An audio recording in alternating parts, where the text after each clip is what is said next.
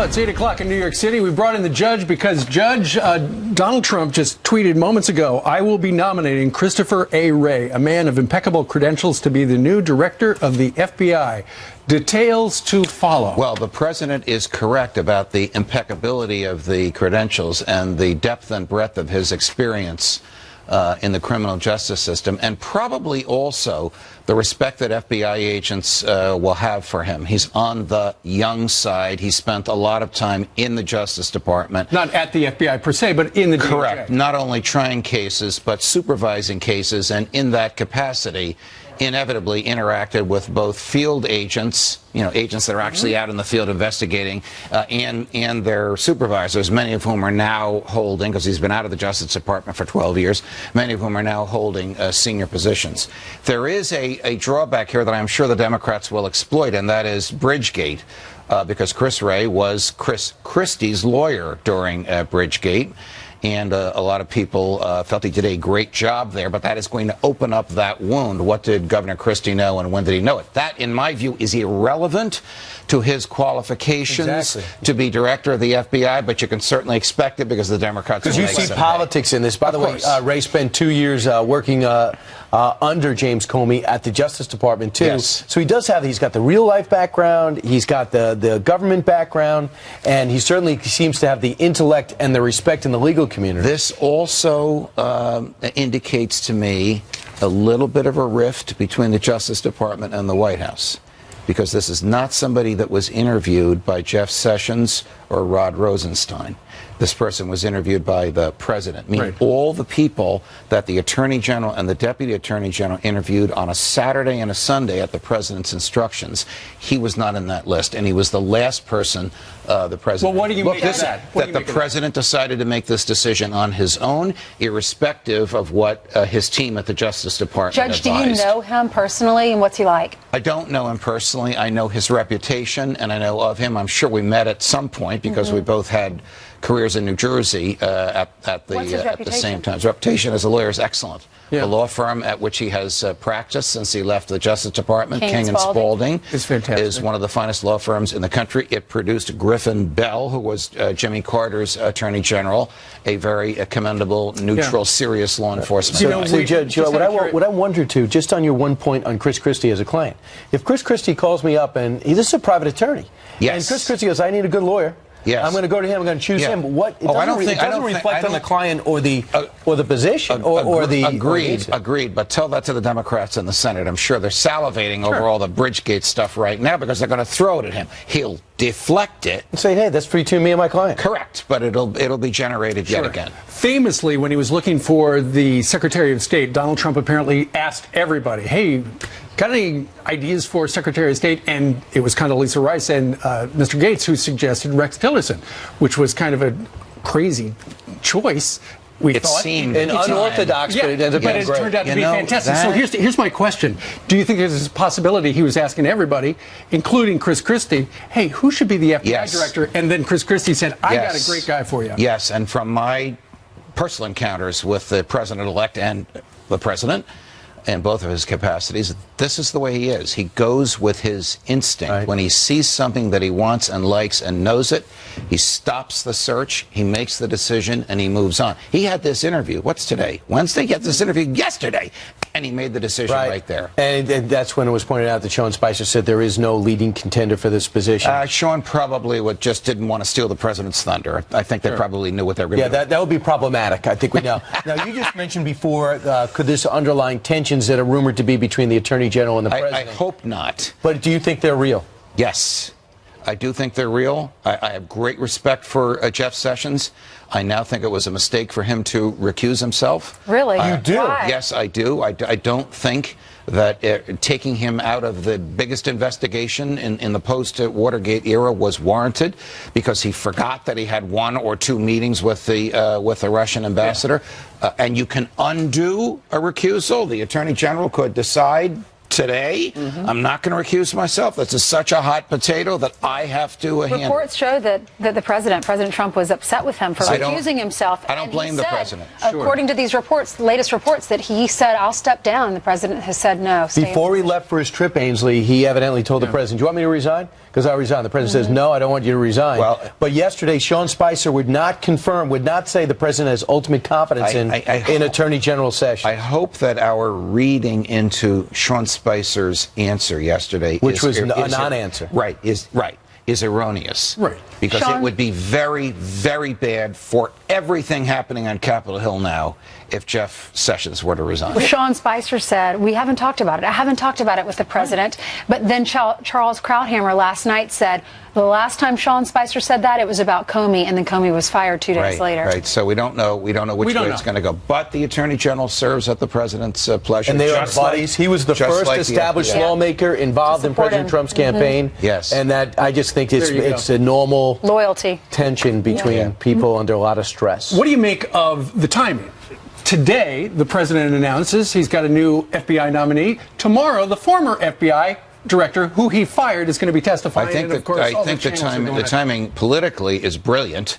If it was timed intentionally, it may have just been because he made up his mind yesterday when he had that interview. It may have been looking forward to tomorrow. This will take a little bit of the wind out of the sails of what's going to happen later today when the intelligence heads and Andrew McCabe, the acting director of the FBI, testify, and tomorrow when former director Jim Comey testifies. You're going to see a different Jim Comey. Well, let me ask you, are we going to see a different Andrew McCabe knowing he's no longer in contention? Probably, Brian.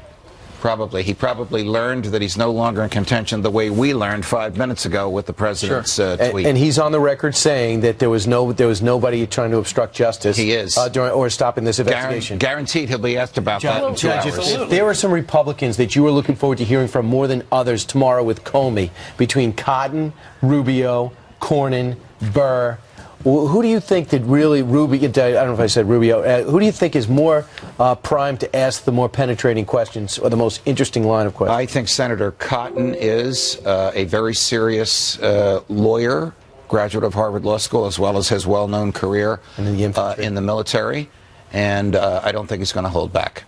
But you're going to see a different Jim Comey.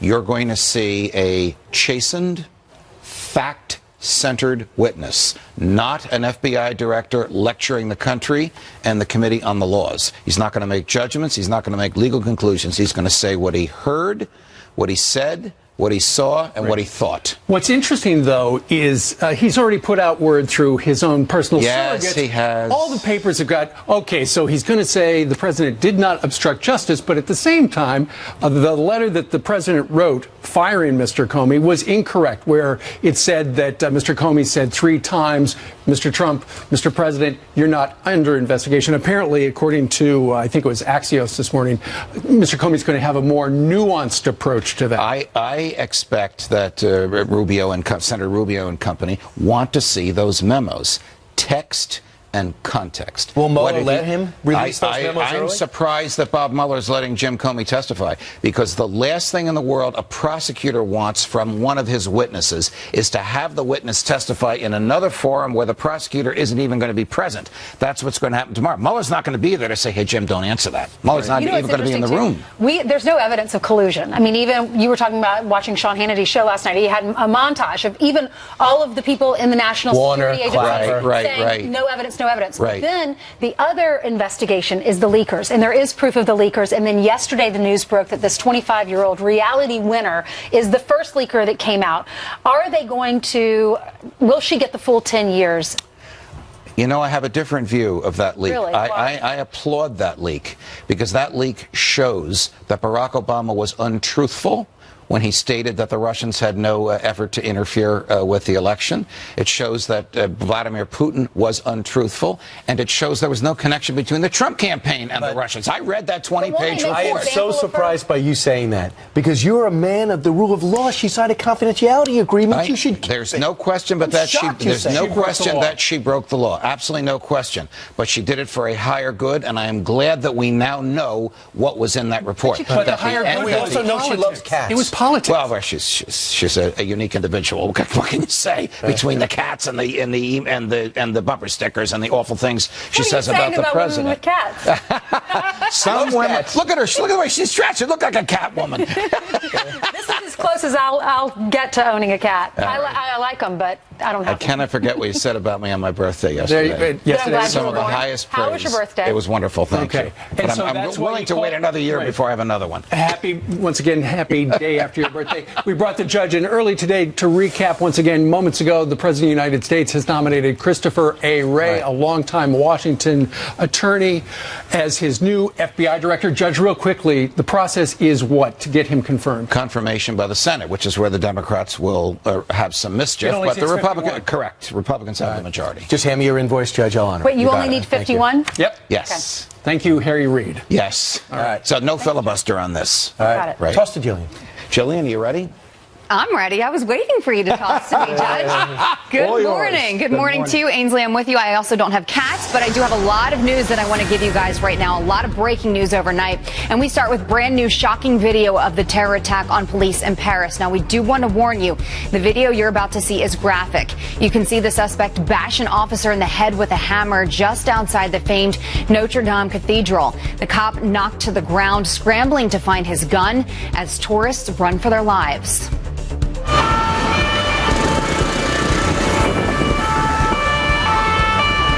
The suspect claiming to be an ISIS soldier shouting, quote, "This is for Syria," before a police officer shot him in the chest. Officials say he's a student working on his doctoral thesis who had not been on their radar. He's now recovering in the hospital. Hundreds of tourists were on lockdown inside the church, police telling them to put their hands in the air as they searched everyone inside one by one.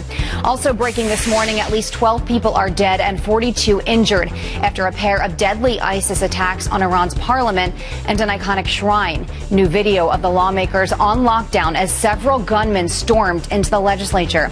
The hours-long siege is now over.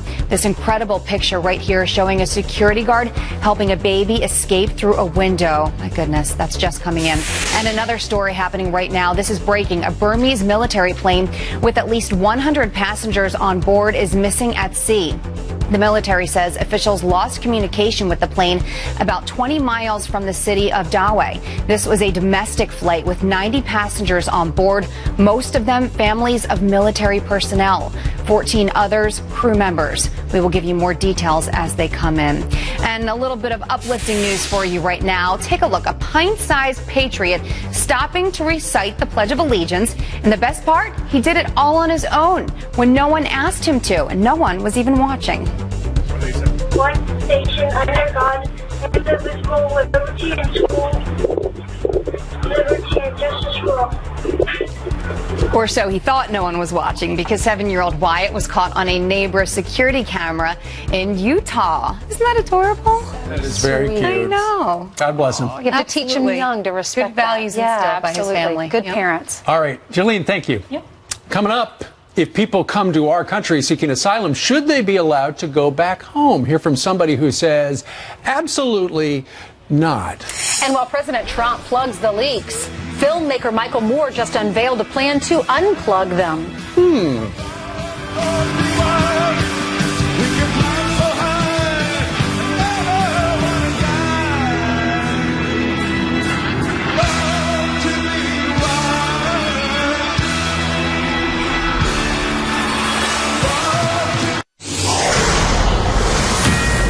Fox News alert President Trump announcing in the last 20 minutes his pick for the FBI director, tweeting, "I will be nominating Christopher A. Wray, a man of impeccable credentials, to be the new director of the FBI." Details to follow. Some of the details that we have been able to put together. He did work at the Department of Justice for a number of years under George W. Bush, where he was an assistant attorney general. He then went to private practice with King and Spalding, a big outfit based down in Atlanta and Washington, and offices here, where he specialized in white-collar crime. Right. Also, he worked under James Comey for 2 years at the Department of Justice. Lives in Georgia. He's got 2 kids and a wife, and he is going to be spending a lot of time in Washington working for this nomination and likely getting the job. He was also Chris Christie's personal attorney under Bridgegate, and we have Tom Fitton, who is the president of Judicial Watch, to react to this. What's your reaction, Tom? Well, I think he may be a good pick. I think we need someone with the leadership and bravery necessary to take on the institution of the FBI, and I just hope he's that type of pick. Because if he's just going to be the typical FBI director, it's going to be a loser both for President Trump and the American people. Now, the left is going to react and scream about Bridgegate, Bridgegate, Bridgegate, Governor Christie's scandal up in New Jersey. But he was the lawyer for Governor Christie, and Governor Christie wasn't charged with doing anything wrong. So, you know, they're going to complain about his clients. He represented a lot of corporate clients. But he did run the criminal division of the Justice Department for a few years under President Bush. And the Senate is going to examine his record, and he's going to be asked questions about his record, and that's the right thing to do. Yeah. But I just hope he's asked questions from the point of view of a reformer, as opposed from the point of view of the typical Washington game that just wants an FBI director to do the same old, same old. Are you under the impression the FBI is broken? Well, it's been abused sorely under President Obama. It's somewhat been oblivious to some of the threats caused by Islamic terrorism. So I really think we need a reformer there. And the FBI is doing a lot and maybe too much, and it doesn't have the trust of the American people because of the spying scandal against President Trump and the politics with President Obama. So we really need some reform there. Sure. The FBI gets a lot of freebies here in town because it's, quote, the FBI, and is to be held to account like other agencies. He left the Department of Justice 12 years ago, so for the most part he is an outsider. He did work in government, it looks like, for 3 years. Do you think the outsider thing might have been appealing to the president? Well, maybe, though. He's not really that much of an outsider. He's been a lawyer for, you know, high-powered corporate clients for years as a white-collar defense lawyer. So he's a well-known lawyer, obviously, with experience in fighting and battling the government on high-level cases. So I'm hoping his private experience battling the government in various criminal defense cases has him recognize that the government isn't always right and the FBI needs some oversight internally from its director. All right. Tom Fitton, thanks for joining us and giving us your perspective. Handling the breaking news instead of the news we were going to discuss, because this is big news. We've been waiting on this. Thank you, Tom. Meanwhile, while the world slams President Trump's plans to stop terror, our next guest says it's exactly what we need to deal with the crisis. Retired Navy SEAL Erik Prince reacts with why the world needs to wake up. He's next.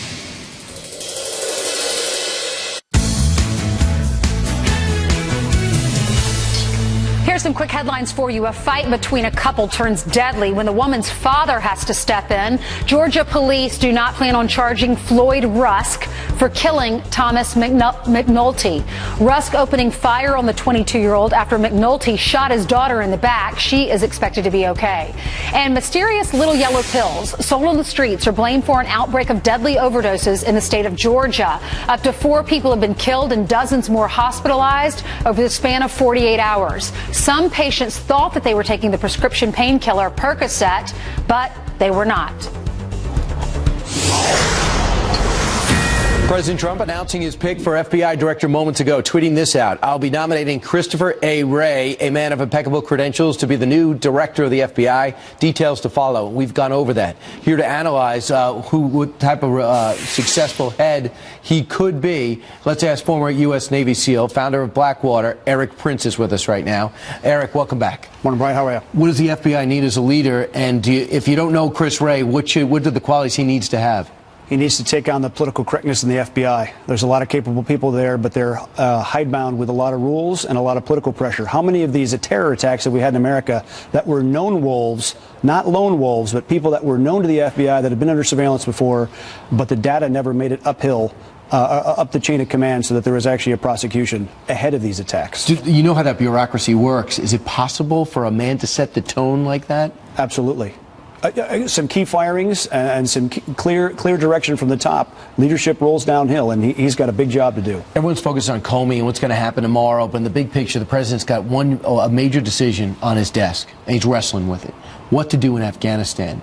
You have a 5-point plan, and you point out that we've spent $828 billion, trillions in veterans care, 2,000 dead, 20,000 wounded. We've got to do it better. How do we do it better, Eric? You need to put one guy in charge. If you go back to the MacArthur model, like MacArthur ran Japan after World War II, one person in charge that controls the money, the rules of engagement, and the deployments of any U.S. forces. If you do that, you reward good behavior and negative behavior. I would also put that person in charge of Pakistan policy, since Pakistan is tied to Afghanistan's success. 2, like I said, the viceroy, this one leader, has to set the rules of engagement. 3, you have to change the model of the 8,000 or so U.S. troops that are there. 3/4 of them never really leave a base. So if they're there to do training and leading of Afghan troops, they're not able to do it because of all the force protection concerns. If you change back to what was used in the East India Company, in that area for 250 years, you had contracted forces, professionals that lived with,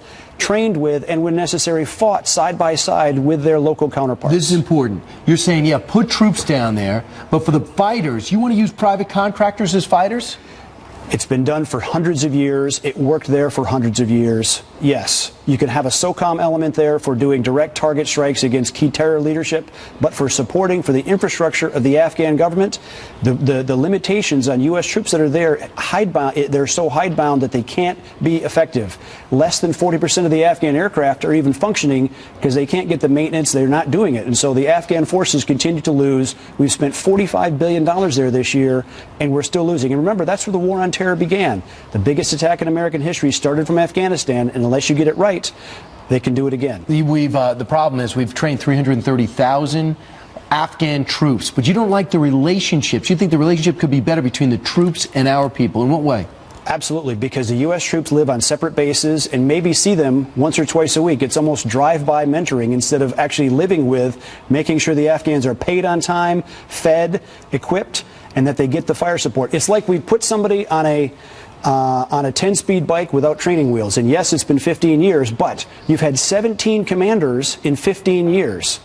So all this institutional memory that you think would be there is not, and it seems to leave every few months. Abandon the population center theory of warfare. What does that mean?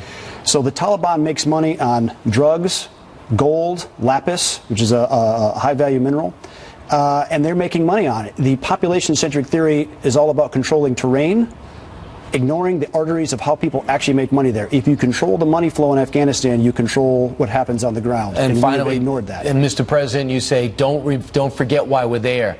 Al-Qaeda, ISIS now, and the Taliban. And 20 other terror organizations listed by the State Department all reside in Afghanistan. So yes, the Middle East is important and all the rest, but it starts in Afghanistan. It is still the center of gravity of a lot of bad people, but we're losing. And a few more troops. We've had as many as 100,000 American troops there. That didn't work. Go to a different model that has worked for hundreds of years. You would do it? Absolutely. So Eric Prince, when called on, you'd put the professional fighters in there, have support with Army, with regular military. The most successful time America had against terrorism in Afghanistan was the first 12 months, when you had a few agency people, a few contractors, and a few soft guys. The more it's become conventional, when you move to tens of thousands of U.S. forces there, it's prevented real contact with the enemy and the aggressiveness that they respect. I've talked to many SEALs. They said, we've hit them so hard in certain areas that the Taliban would be coming in surrendering for days after that. We don't do that anymore. This model would. And this president would. That's why he was elected. Eric Prince, thanks so much. You bet, Brian. I appreciate it. Thanks for your instant analysis, adjusting to the breaking news. Meanwhile, coming up straight ahead in our final 30 minutes, if people come to our country seeking asylum, should they be allowed to go back home?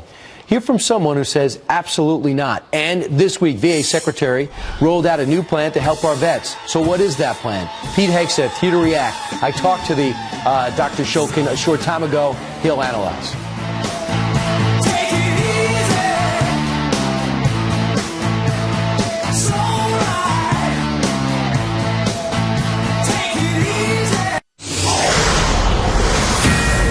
Fox News alert for you on this Wednesday morning. 48 minutes ago, President Trump tweeted out that he was nominating Christopher Wray as his new FBI director. All right, so the question is, who is he and what is his background? And who knew this was coming? Griff Jenkins is live in Washington with the story inside Washington. Hey, Griff.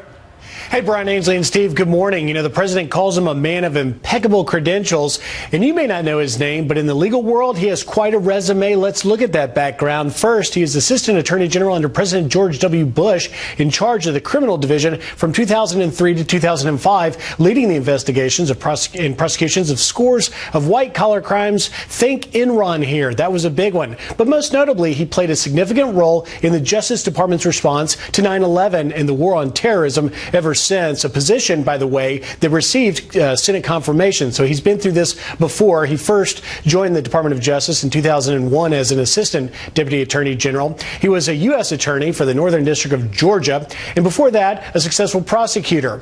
A lot of people know, though, that he was Governor Chris Christie's attorney in the recent Bridgegate scandal. That certainly may be fodder for Democrats once confirmation process begins. But currently, he's a lawyer at one of the top law firms, U.S. News and World Report calling them the premier law firm of King and Spalding, where he chairs the Special Matters and Government Investigations Group. He's defended literally about anybody who's had a scandal in Washington. He has some experience also before that with the federal courts, and he's argued before the 11th Circuit Court and the Supreme Court.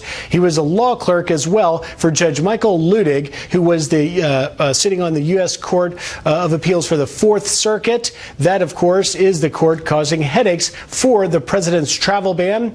And finally, he's a Yale man, both undergrad and law degree from Yale University. Guys?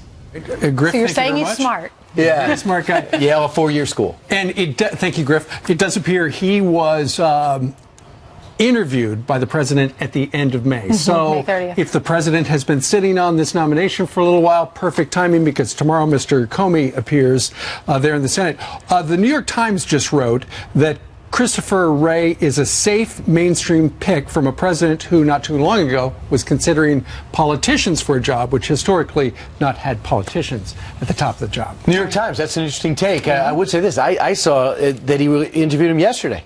So I hadn't had latest Tuesday. So maybe the White House said that he was interviewed in late May. Wow. May 30th. Yeah. Okay. Our FoxNews.com says That's May 30th. One other observation, according to the New York Times, because he was a former Assistant Attorney General overseeing the criminal division, that would allay any FBI workers' fears that he would try to weaken or politicize the FBI, because he's been in the trenches when he was at the Department of Justice. All right. Well, we're talking about one Ivy Leaguer at Yale. We have another Ivy Leaguer waiting in the wings. Come on over, our own Pete Hegseth. A much better school, right? Oh, yeah. Princeton, you're an athlete and served our country, did 2 tours, so you know a thing or two about the VA. And the Senate is passing the VA Accountability Act. You were involved in this from the very beginning. What does this act say, and how does it help the military? Well, it allows the secretary to actually fire workers at the VA who are not doing their job. And it sounds like common sense to America, but it's controversial in Washington, D.C. because the unions have such a grip in that town.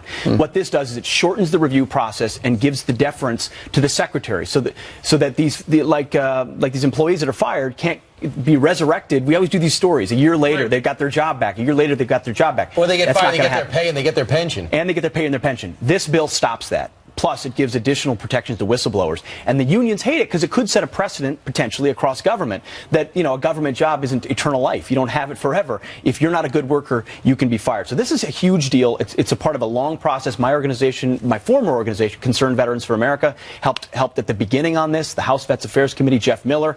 But President Obama was never going to sign it. So we had to work it and work it and work it for years. Now President Trump supports this. So does Secretary Shulkin. And that's why we've got this bill. Through the Senate, and now it's going to go to the House. Yep. Here's David Shulkin earlier today. This bill is very important. It will allow me to make sure that we have the right people leading the VA. That means that the people that have lost their values are going to need to leave. The VA needs to change, that this has been long overdue. This is really the president's leadership saying that when it comes to doing the right thing for our veterans, this is a top priority. We're going to treat this like a business, and we're going to get the job done.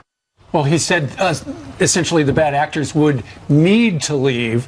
Will they be forced to leave? Well, they have to. That's how you change a culture. And President Trump understands that. Under this bill, they can. He can just walk in there and say, fired, fired, fired. There's no government job where you can just walk in and say, fired, fired, fired. There's still going to be a process, but it's much shortened.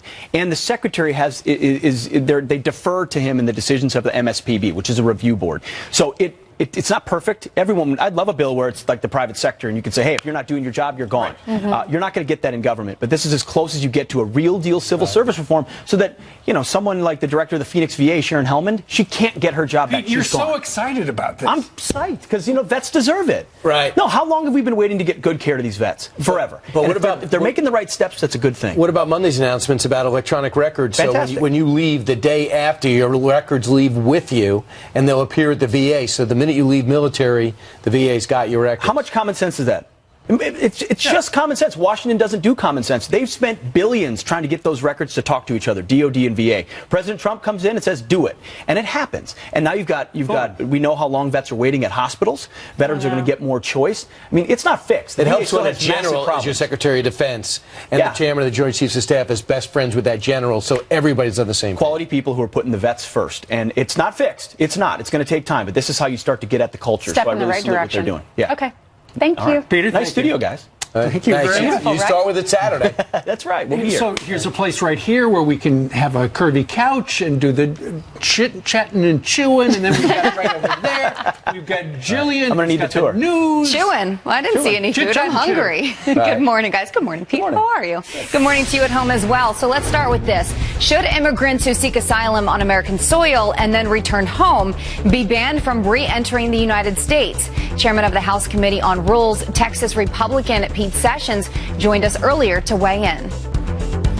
We must close all the loopholes, give Secretary Kelly the tools that he needs, and to make sure that we protect this border by those who would come to this country under, I think, false pretenses.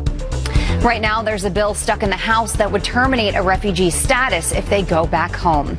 A woman is changing her story after suing a police department, claiming she was racially profiled when an officer questioned her citizenship at a traffic stop. The harm here was that I got profiled and that he wrote down my social security, and that's something very serious because, what are you doing with those numbers? That's my identity. The dash cam video, though, tells a different story. You said you have Progressive insurance? What's the contact number for you? And the social security number for you? All right, well, why don't you just keep looking for it, and then if you find it, just stay in the car, and I'll be with you in just a couple minutes, okay?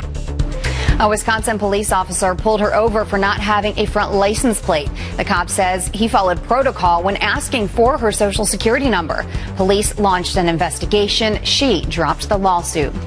Red Sox announcer Jerry Remy is stirring up controversy, saying non-English speaking baseball players shouldn't get translators on the field. I don't think that should be legal. Seriously, learn baseball language.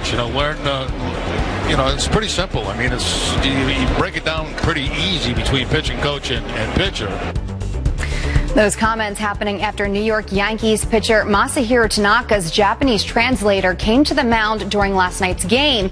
This, by the way, coming the same day after Philadelphia Phillies legend Mike Schmidt and current color analyst said he didn't think their center fielder Odubel Herrera was the type of player the team could build around, all because of a language barrier. He has since apologized for that comment.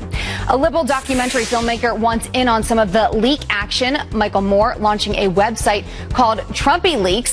He's calling on whistleblowers to send him information about President Trump and his administration.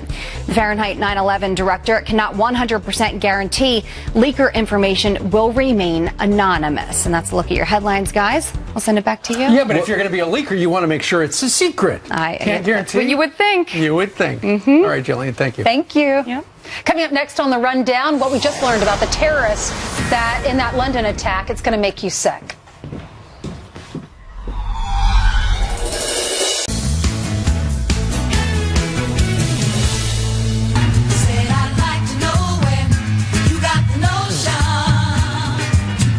All right, some quick headlines right now that are going viral, according to Ainsley and Steve. A sailing team competing for America's Cup gets catapulted into the water.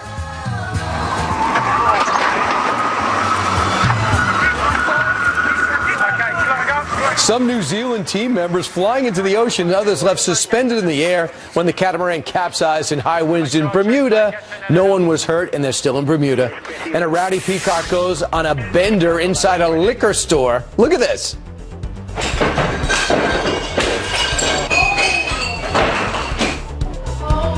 The bird smashing $500 worth of wine and champagne after wandering into the store in Los Angeles.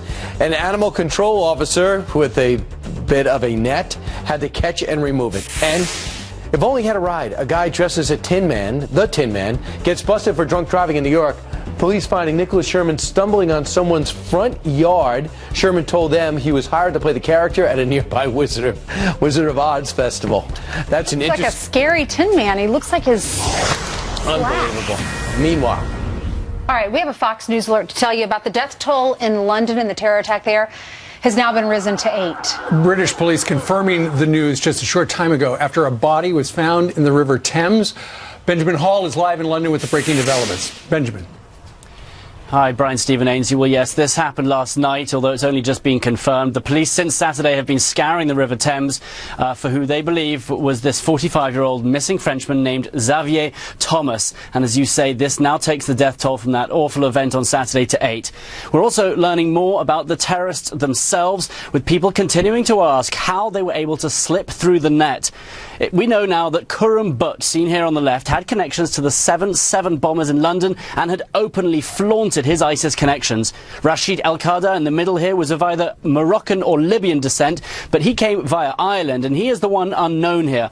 While Youssef Zangba from Italy on the right had been caught while trying to go to Syria last year and had told authorities, "I'm going to be a terrorist." The attack has also now become a major issue as the UK heads into a general election tomorrow. Prime Minister Theresa May declaring yesterday that she was now willing to rip up human rights laws and impose new restrictions on terror suspects. If our human rights laws stop us from doing it, we'll change the laws so we can do it. So all eyes now tomorrow on that election and seeing whether or not this incident on Saturday, this attack on Saturday, impacts that. We're also following one other story for you, which is a strike out of Syria yesterday. What we know so far is that US Air Force hit some pro-Syrian, pro-Assad forces backed by Iran as they entered a deconfliction zone in the south of the country, which is where US special forces are operating. Now, as they entered this zone, they were in fact attacked by ISIS troops, and they brought in reinforcements including a tank, artillery, anti-aircraft systems, as well as 60 troops. The US reached out to them. They warned them to pull back, that they were too close to US Special Forces, and when they didn't, they were attacked themselves. We know they destroyed those weapons. So it'll be an interesting thing to see how that plans out down there. But it's a reminder of how many groups operating in the area, and also that the way the US warned them was through a Russian deconfliction hotline. So very confusing down there. And you know, a lot of connections, people saying, between the ISIS fight there and the rise in attacks in Europe. Well, Benjamin, if anybody knows who things on the ground, it's you. You were actually on the ground and one of the first to see ISIS flourish in that area. Right. Years later, we're still trying to get him out. Benjamin Hall, thanks so much. Thanks, Benjamin. 10 minutes now before the top of the hour. Major news breaking right now. President Trump, in the last hour, revealing the name of the person he would like to replace James Comey at the FBI. The very latest coming up next. But first, let's go to Bill Hemmer, who's now eliminated officially from being the next FBI director. The disappointment must be terrible. Indeed it is, but I'll be on radio with you later today. Good morning to all three of you. Another day, another terror hit. ISIS striking deep in the heart of Iran. More on the breaking news for the next possible FBI director that you just mentioned a moment ago. This as we await a significant hearing that begins in 1 hour. What's at stake, what each side's going after, full analysis on how you should listen to this hearing today. Eric Trump goes off on Democrats, and health care is topic A among Republicans at the White House. We'll see you in 10 minutes. Top of the hour. Busy day already.